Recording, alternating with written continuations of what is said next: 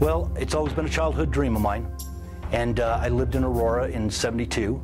I went to Hinckley High School, and the opportunity arose. I worked for the city of Aurora, and I decided to put in for the police department. In March of 1981 is when I got accepted into the academy. I have never looked back after 32 years. I mean, it's been a great career for me. I've enjoyed every moment of it.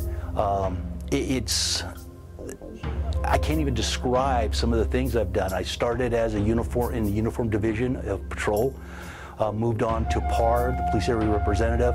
Back in those days, it was more of a little scat unit, but then we developed into a community-based program where we went into schools and we didn't have school resource officers back then, but we did do programs with the schools and got involved with the kids in that level, did some charity fundraising things for kids in basketball, created a drug program. We got a bunch of gang members and a bunch of students and a bunch of cops together, and we created a video that was a rap video that made it to the National Video Awards as a finalist.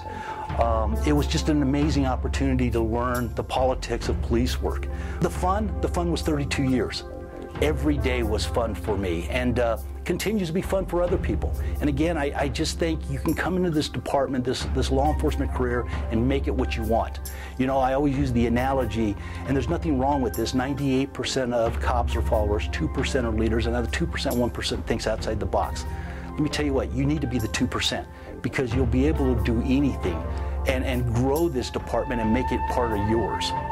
One of the things that sticks out of my mind the most about this career is the opportunity to work with the youth. Having the opportunity back in the 80s to be one of the first high school cops there were, to be able to sit there and watch these kids grow and develop. Yeah, there were a lot of times that were rough, but I can remember some of these kids that were athletic, that you just knew were going to be superstars, that got turned the wrong way, or maybe some kid that got turned the wrong way that you were able to pull out and show him that he had the ability, just like I did when I went to Hinckley High School, having a coach kind of throw me against the wall and tell me that I needed to snap out of it. So I'm hoping that the kids got something out of what I've been able to share with them.